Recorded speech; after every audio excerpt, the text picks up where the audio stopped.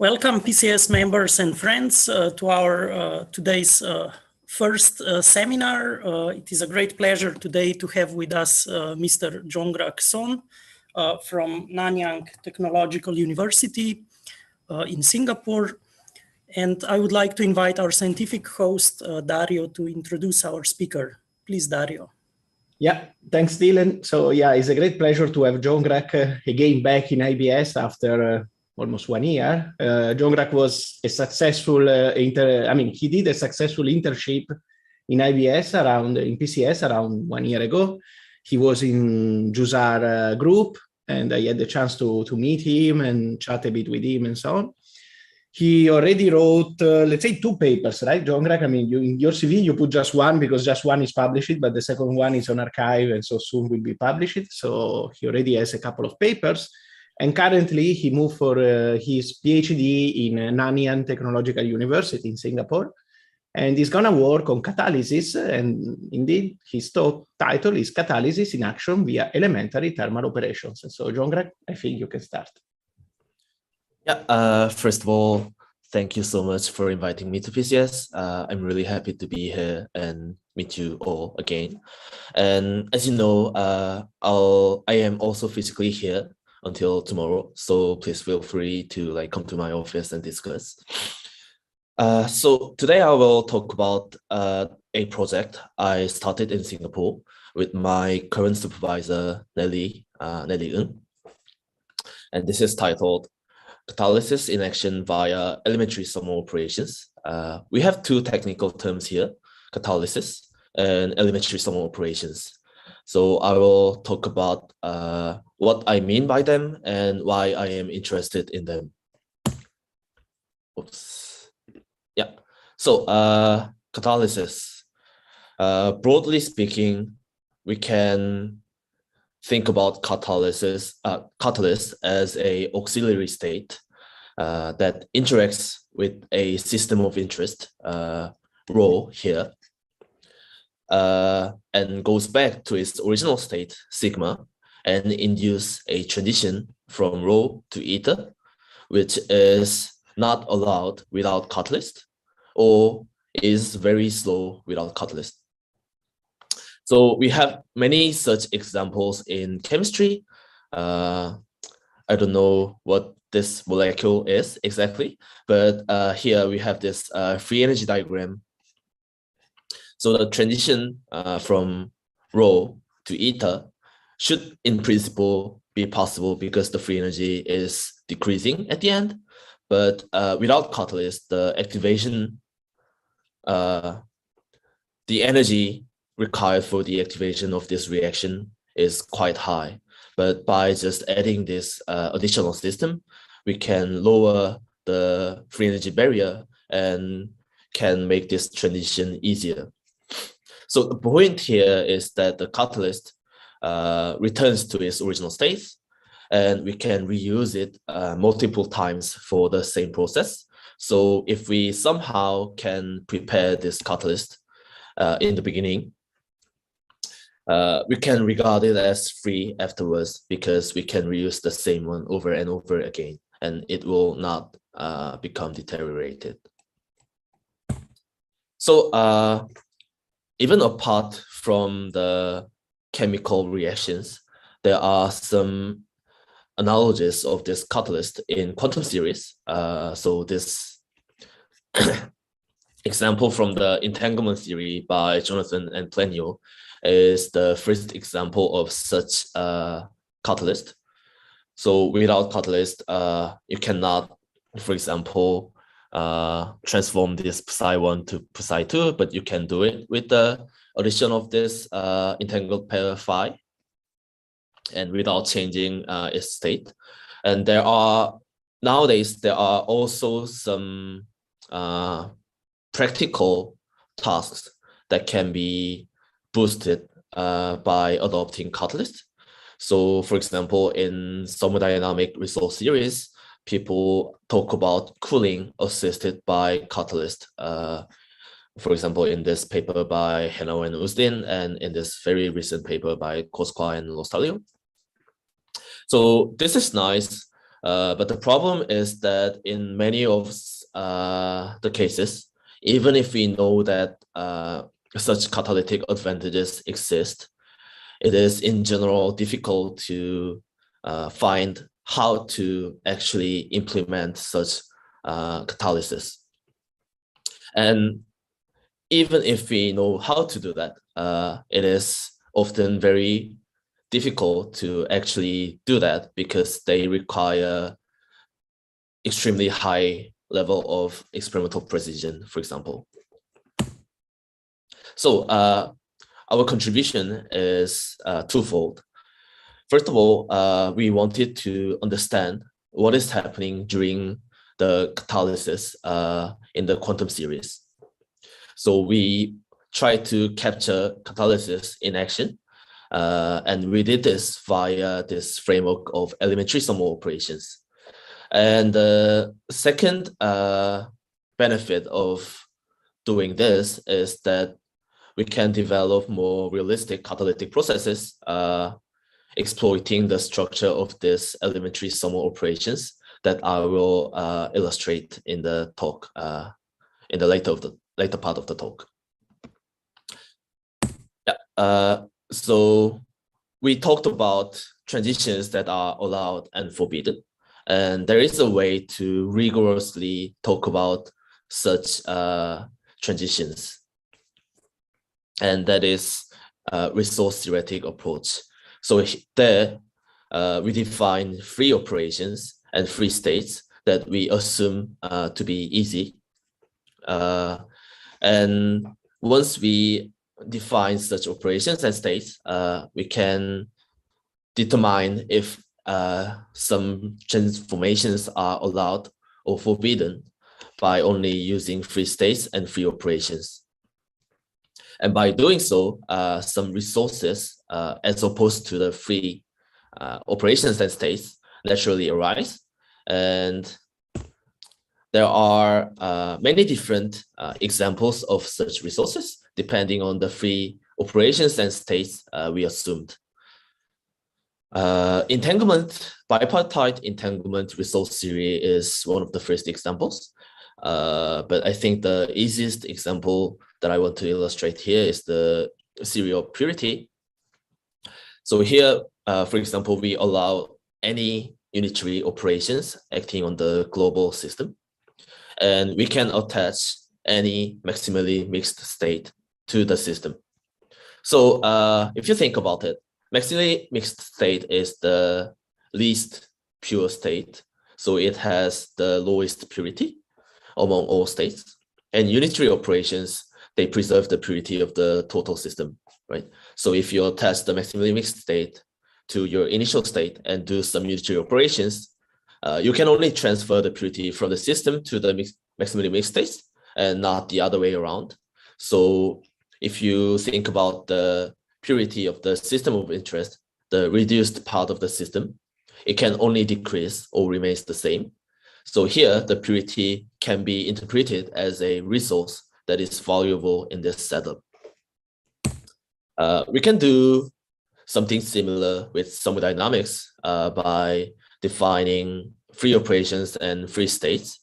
So the free state here is the gift state, and the free operations are the energy-preserving unitary operations. And this is called sum operations, and can be written in this form. So we do this operation in 3 steps. So first, we have initial state. This is given, and the Hamiltonian of the system is also given. So this is fixed throughout the operation. Now, we can choose some Bath Hamiltonian, HB, and we can choose any Bath Hamiltonian, but once we choose it, this is fixed throughout the operation. Also, the temperature of the ambient system, ambient environment is also fixed.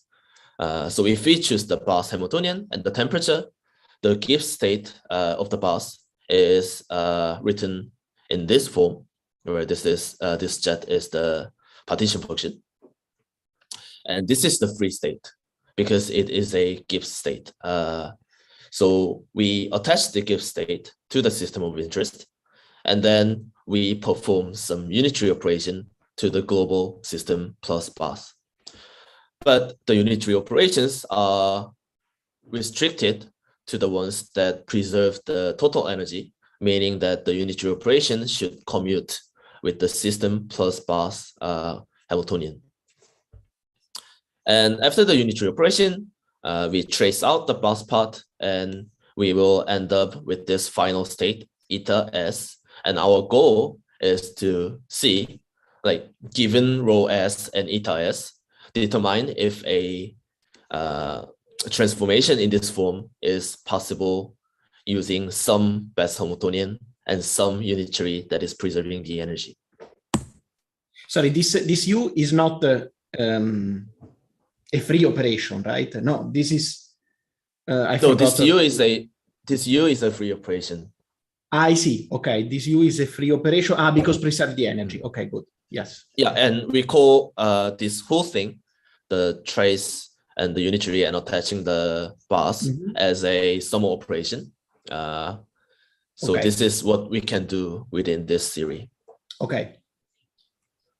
And we can further simplify the theory if we only consider the states that are incoherent in the energy eigenbasis. So some people will say this is not quantum, and I also kind of agree with that. So I might say that my work is not like quantum thermodynamics, but it is still a microscopic thermodynamics. And I restrict myself to this incoherent states just to simplify the setups. So in this case, we can actually write the states in a probability vector by just taking the diagonal elements, because all the off-diagonal elements are 0. And then we can also write the quantum channels as a D by D matrix, where the D is the dimensionality of the system. And because we need to preserve the probability, this matrix should be left stochastic, meaning that the sum of each column elements should be 1. And this should also be Gibbs preserving, meaning that if this matrix is multiplied to a P corresponding to a Gibbs state, it should always output the same Gibbs state. And this is a well-studied set of matrices. And we have very nice results if we restrict to this incoherent state. I will only talk about 3 major results in this direction. So the most important one is that we can actually fully characterize these transitions. In other words, we have necessary and sufficient conditions for this transition to exist. And they are given by thermal majorization, which I will not describe here. But this means that you can determine if this is possible or not by just looking at the initial and the final state. And you don't even need any information about the path, about the unitary operations and everything. And secondly, we also have... I know that you don't want to talk about, but just as an intuition, what does it mean, thermomajorization? Okay, sorry. I actually have some slides. Okay. It? I mean, just an intuition. I mean, no. Yeah, so this means that you can like construct some curve depending on all the diagonal elements.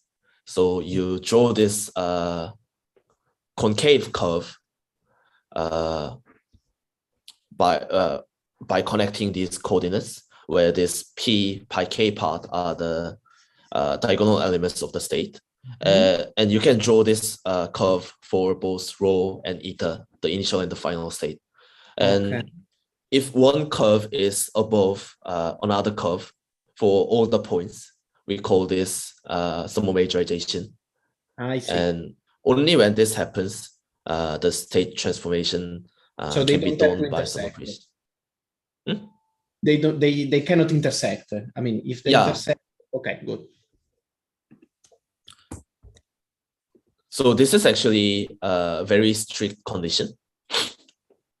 And we have a relaxed condition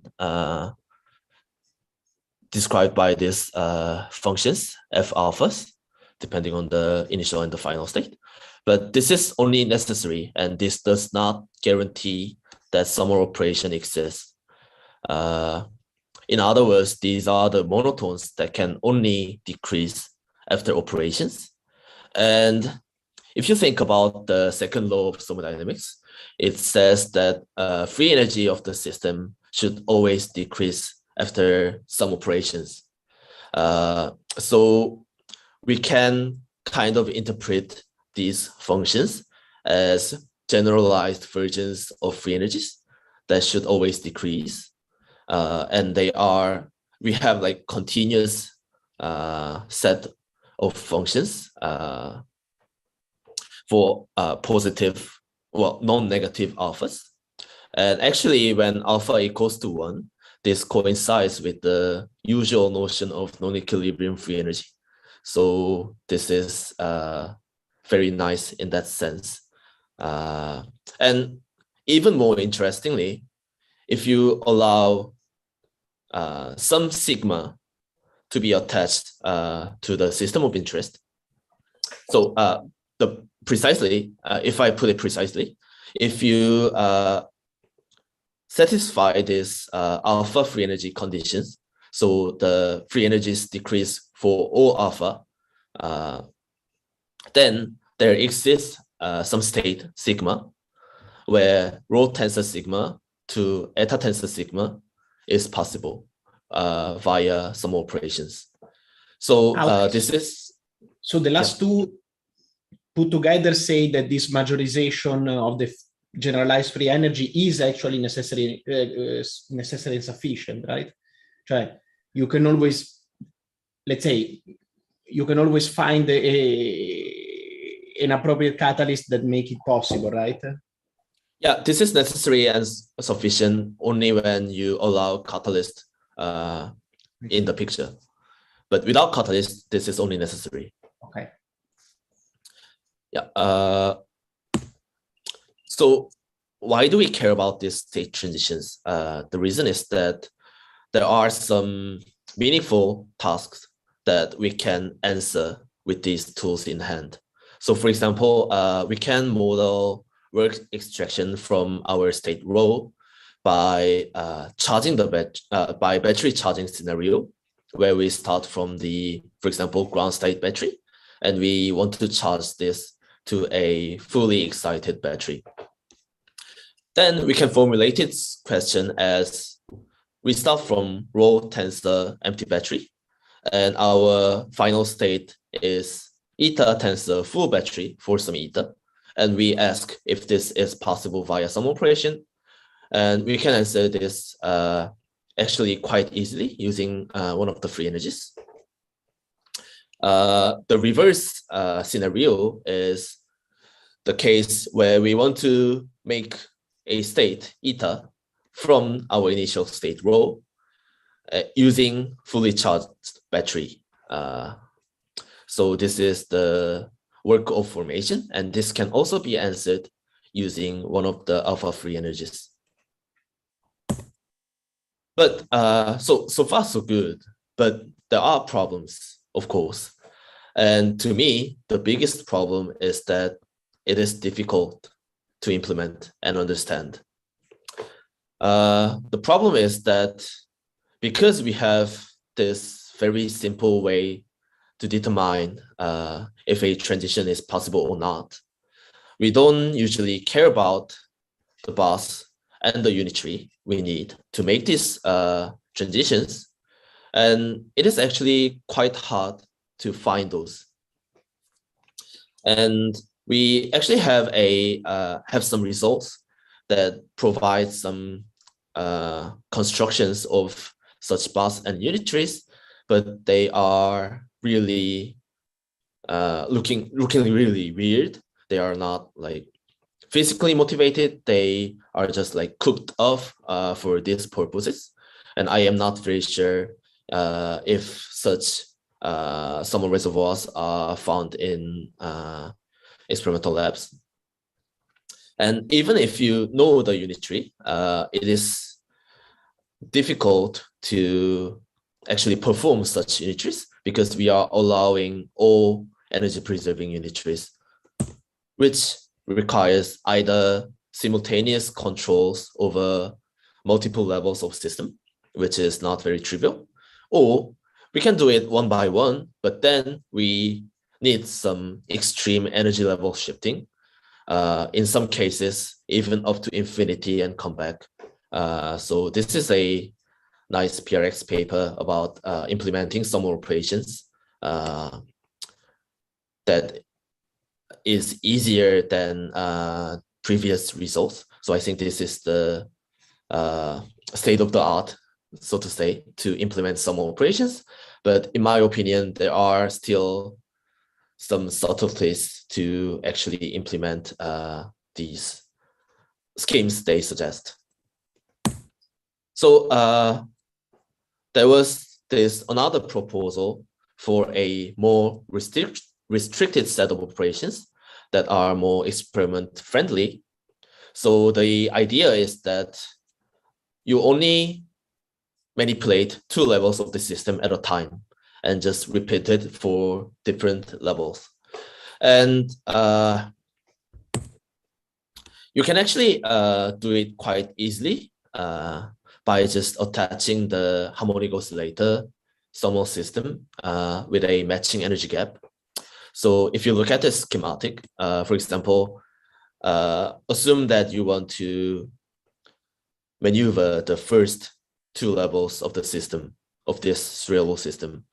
So what you need to do is to prepare a Gibbs state with a harmonic oscillator whose gap is the same as the gap between the ground at the first excited state of the system, and just turn on the James-Cummings type interaction.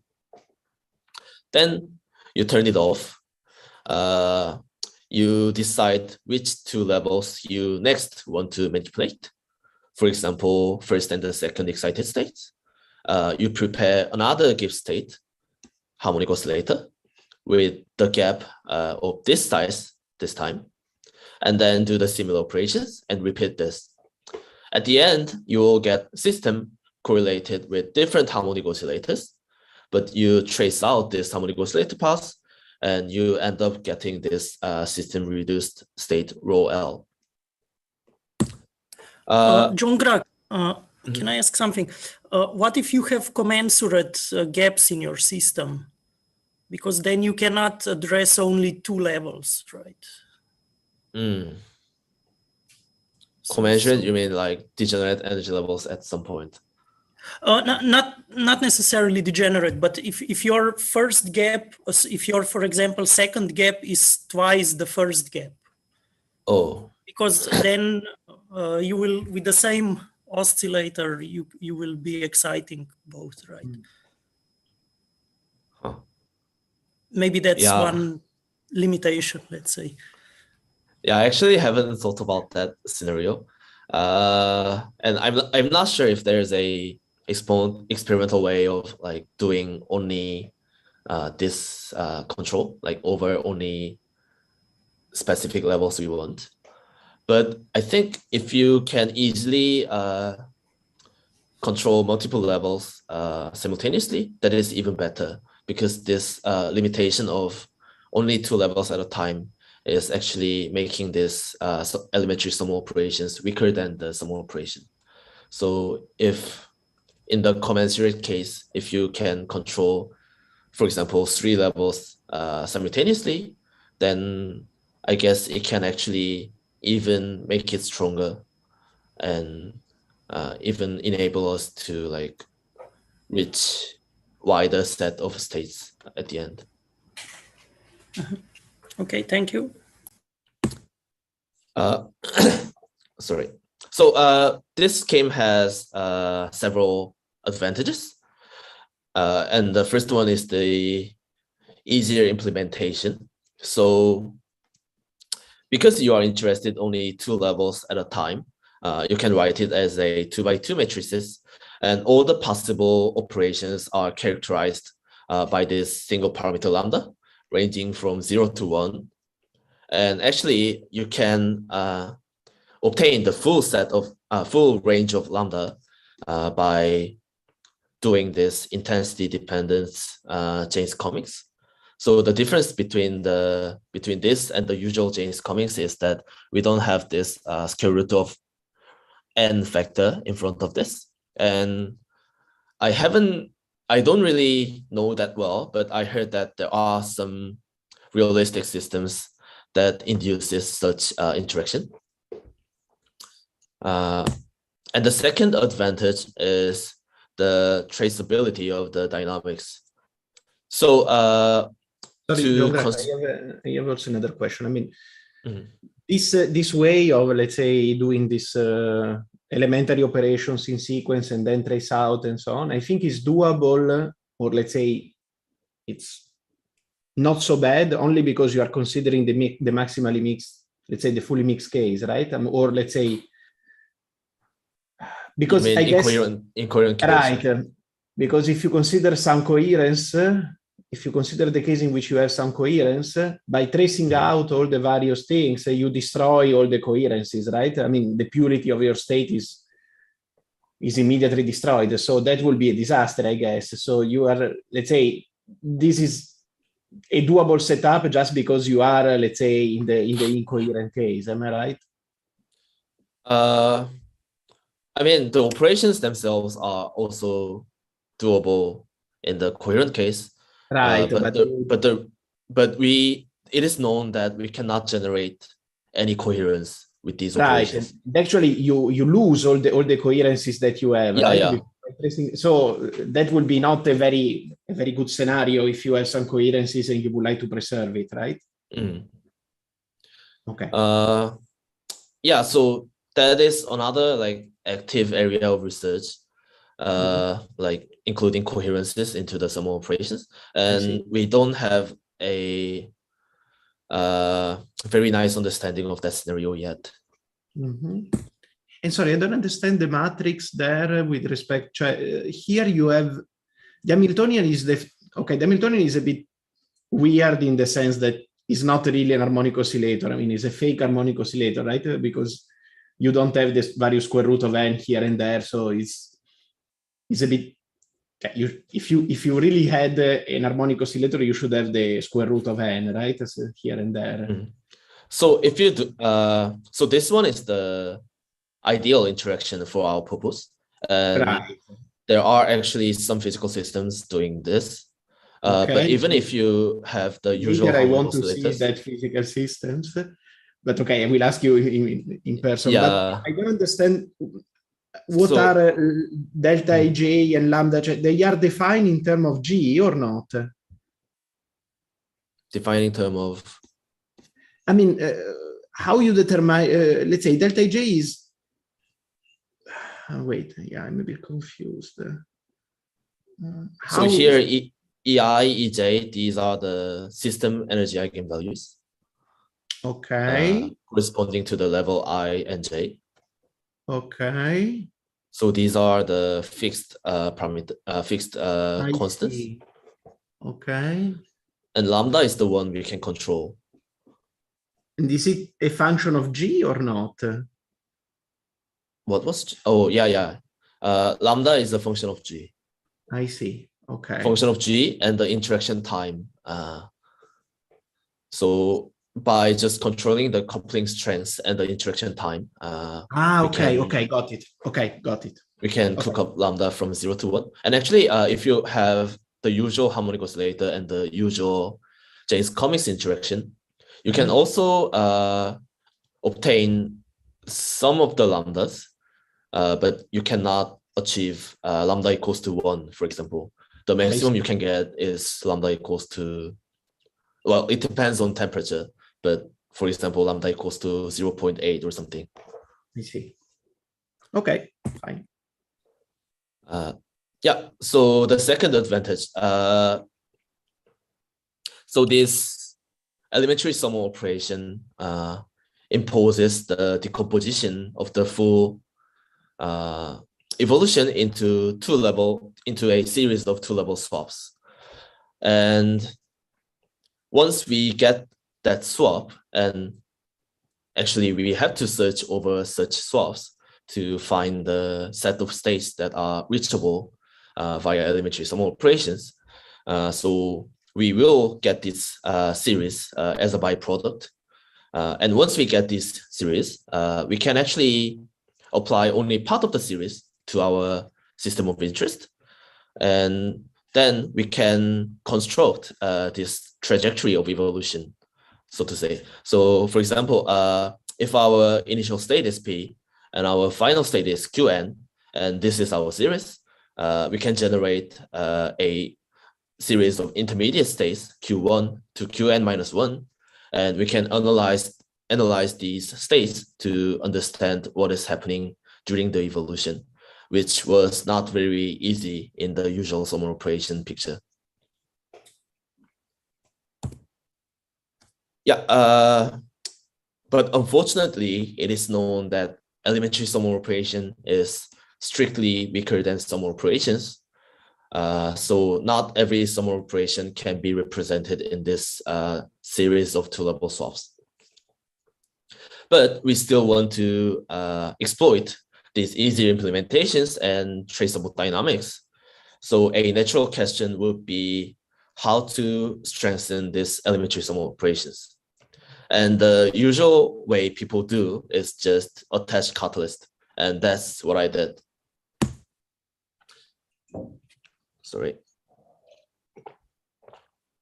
And actually, this elementary summary operation is a very nice platform to study catalysis, because we inherit the benefits of elementary summary operations, which are the controllability and the straightforwardness. So even with catalyst, we only do the two-level swaps. So it is still manageable to do the operations experimentally. And again, we have these trajectories for the catalytic evolutions. So we will have some straightforward recipe to make these transitions. And to fully leverage these benefits, we restricted ourselves to small and exact catalysis. So by small, I mean, we only consider qubit catalyst and qutrit system. So the total dimensionality is just 6, and this is still manageable in the labs, I hope. It is known that higher dimensional catalysts are more powerful, but they would be difficult to control. But actually, this is another interesting direction of research, and I am trying to do this for my next project. And secondly, by exact, I mean we require no correlation and error of the catalyst at the end of the process. So this catalyst is perfectly recovered, and we can use it as many times we want for the same catalytic process, and there is no hidden cost. It is known that if we allow small correlation, we can actually get many more advantages from catalyst, but I didn't want to do that because we don't fully understand the ramifications of these small correlations after many repetitions of catalytic processes. So finally, my results. So I have 3 main results. And the first one is that actually this simple and useful catalysis in ETO exists. This is the first example of catalysis in this elementary summary operations. And this is surprising because we restricted ourselves in a really narrow framework of we allow only 2-level swaps. We only considered qubit catalyst, and our system is 3-dimensional. So this is really a minimal set of operations. And even there, we have catalysis. So this is an example of reachable set from this initial state via various operations, ETO, TO, and catalytic ETO. This is a barycentric representation of three-dimensional state. You should have ground state here, first excited state here, and second excited state here. This is the initial state. This is a Gibbs state for this specific system Hamiltonian. So the innermost part, the white, what is this, hexagon, is the one we can go from this initial state via elementary sum operations without catalyst. And as you can see, there is a finite gap between ETO and TO, which is this regime between this blue line and the red dashed line. And the states reachable by catalytic elementary sum operations with qubit catalyst are these dotted lines. And we have two regimes of non-trivial advantages. So this pink area is filling the gap between the elementary and the usual sum operations. And it is almost completely filling the gap, even when we use only the qubit catalyst. And there is also another regime where this catalytic ETO goes beyond TO. So in this case, where we go beyond TO, of course, we have non-trivial advantage because we can achieve states that were not achievable via TO. But even in this case, where we could have achieved the states with TO, adopting catalyst can be advantageous because six-dimensional ETO with two-level swaps might be easier to implement than three-dimensional TO for many of the experimental setups. This is another example of catalytic advantage with different initial state. Again, we have two different regimes of advantages. Here, we actually completely recover the gap between TO and ETO, and we have a much wider area of going beyond TO. So these two results are the states that are summed over, for example, like all possible catalytic distribution. So this means that there exists some qubit catalyst that can induce this transition, but we can also draw this kind of plots for the cases when we fix the catalyst distribution. And this is the diagrams for fixed catalyst and catalytic evolutions. So the left-hand side are the cases where we use more pure catalyst, and the right-hand and if we go right-hand side, they are more and more mixed. As you can see, mixed catalyst actually can induce more transitions, so they are more useful in that sense. And because we assume that the catalyst Hamiltonian is degenerate, this means that the pure catalysts have higher free energy and mixed catalysts have lower free energy. So actually, if we start from the lower free energy catalyst, we can have more advantage from the catalytic evolutions. And we have similar results for different initial states. And in the paper, we actually classified all the possible cases for three-dimensional cases and qubit catalyst. And there are 24 different phases of such catalytic regimes. So it's always I mean, this fact that having mixed catalyst is good is, let's say, a general theorem, or is an observation based on cases? It's an observation. It's an observation that holds for all possible cases. But I'm talking about phases because it is not like monotonically increasing with the mixedness. So there are certain thresholds that we can calculate analytically. And if we look at catalytic advantages within that phases defined by these thresholds, you always increase if you go to more mixed phases. But there are some optimal values that is not completely mixed.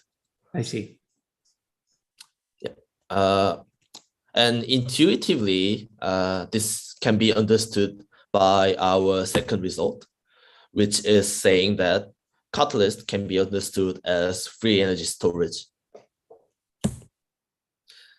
So I advertised about this traceability of catalytic evolutions by elementary sum operations. So I actually traced one catalytic evolution. This is this black line starting from this blue cross and arriving at this row 7 is one catalytic evolution that is going beyond ETO and actually also TO. And this can be done by 7 two-level swaps. And we exactly know what these swaps are. So these are the swaps we need to make these transitions. And if we look at those intermediate states, row 1, 2, 3, 4, 5, 6, and we can calculate the free energies of those states, right? And when we compare the total free energy of the system plus catalyst plus the correlation, we get this purple plot.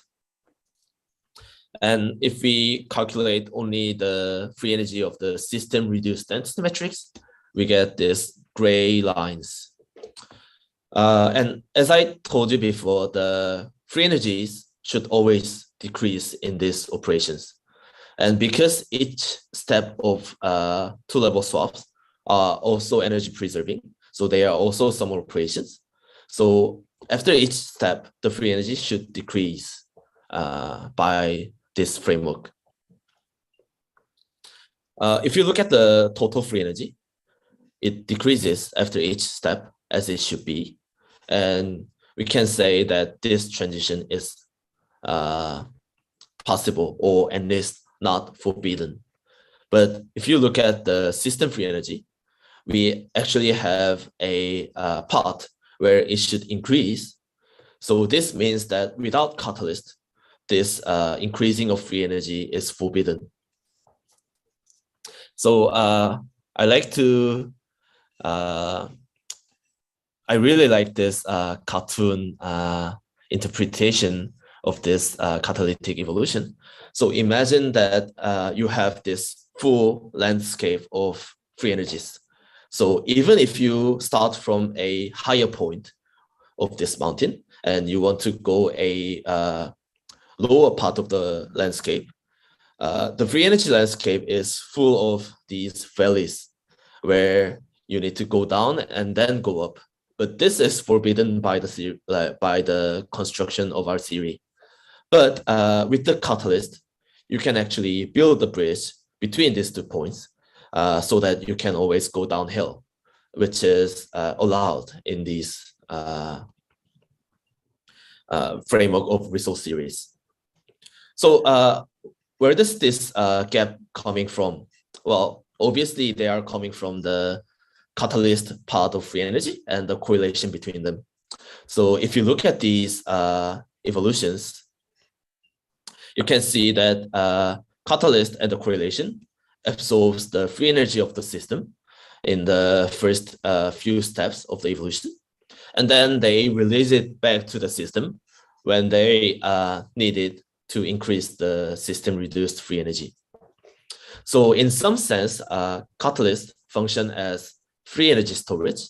And you can understand the previous result where lower free energy catalysts can perform better because they need some emptiness to work as a storage. And as I mentioned, we actually have a continuous set of generalized free energies. So we can also look at other values of alpha. So here we look at the alpha equals to 1 case, which corresponds to the usual free energy. So if we look at different values of alpha, we have similar behaviors of catalyst storing the free energy and releasing it back. Sorry. So the last result is rather technical, and it is about the computability of the elementary sum operations. So I actually haven't mentioned, but it is difficult to construct these reachable sets via elementary sum operations. And the only existing result was from the paper that first proposed this scheme.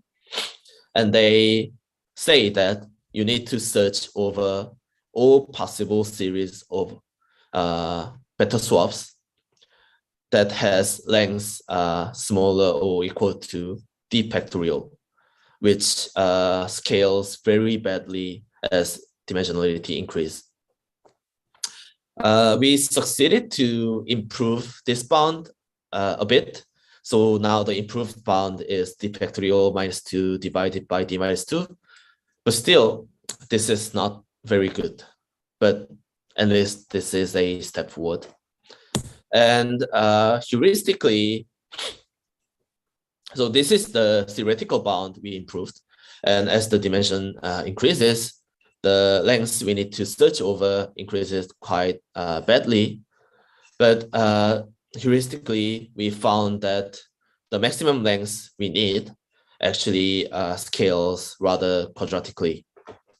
So hopefully one day we can theoretically prove that we have some quadratic scaling of the length. And the last result is that we actually fully characterized the sequences we need to check for the case of three-dimensional system, so that we don't need to search over all possible sequences of beta swaps, but we only need to check these 6 sequences of beta swaps. No, 7, sorry. Yeah, so take-home messages are, first, there are some catalytic processes that are easy to implement and simple enough to actually perform the experiment. And secondly, elementary sum operations can be a very nice playground to study catalysis because they have this natural decomposition and we can analyze the intermediate states. And lastly, we can gain some insights into the origin of catalytic power by analyzing the free energy evolution, like chemists do for the chemical reactions. And not many people actually look into this continuous free energy picture. And we are looking forward to get more intuitions about this catalytic power by analyzing continuous picture of free energy evolution in our next project. Yeah, and there are many more results in our manuscript, but unfortunately this is not out yet. But I am hoping to post it on archive in 1 or 2 months. So please stay tuned. Yeah, thank you for listening. That's all for my talk today. Thank you, Jeongrak. Let us thank Jeongrak for giving this interesting talk. Thank you. And we have time for questions.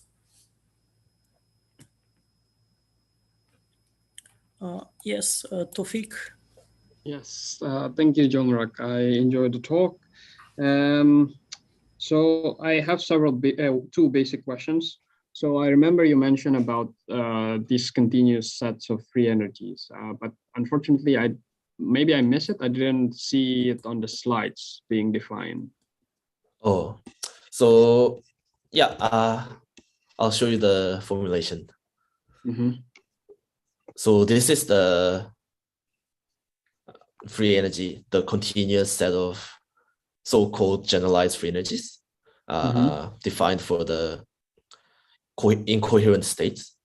This is the Renyi alpha entropy, Renyi alpha divergence, which generalize the relative entropy between the system of interest and the thermal state with the same Hamiltonian. So this can be interpreted as a distance between the thermal state and your non-equilibrium state. And sorry, if alpha equals to 1, how would, I mean, you mentioned this would look like the usual free energies, right? Yeah, so if this? alpha equals to 1, right. it becomes the KL divergence written in this way. And if you like put Gibbs state into this eta, you will easily get this equation where F1 is equal to internal average energy minus temperature times the polynomial entropy, which is the usual notion of non-equilibrium free energy. Okay, thank you. And secondly, on the, so in catalysis, right? I'm just wondering, so you mentioned that there is some role of correlation in performing catalysis operation, let's say, but this correlation can be either classical or quantum, right? I mean, I'm just wondering whether we know whether entanglement play a role in catalysis. Here, no, because the states are incoherent. So this is like fully classical correlations. But so in general, yes, go. No, I mean, I'm just wondering. So this is not. It is not possible to have like entanglement between two, let's say, classical states, two Gibbs states. I'm not sure. Is it possible or not? I think it's not possible. It's not possible. Yeah. Okay. So yes, you wanted to say something? Yeah, but in general, it is not known whether entanglement can help or not if you allow coherent states and even coherent catalysts. Yeah, but in principle, it's in principle you can generate entanglement and break it at the end, so it's still yeah. Okay. Thank you. We have a question also from Dario. Yeah, just a minor question or a curiosity. How do you, I mean, let's go to like three slides back, 25. How you compute these diagrams? I mean, let's say how they are computed? They're computed like numerically. I told you that like you need to search over all possible sequences, right? Right. I just did that for 6-dimensional system. So it was it was not that demanding, but yeah. Okay, so it's I mean, it's via the strategy is almost impossible to scale up the dimension, right? Because become immediately out of control, I guess, right? So this d equals to 7 was the best I could do. I see. Okay. Yeah. I see. Okay. Okay, yeah, thanks. Do we have any other questions from the audience? It seems not. So in that case, let us thank Jeongrak again.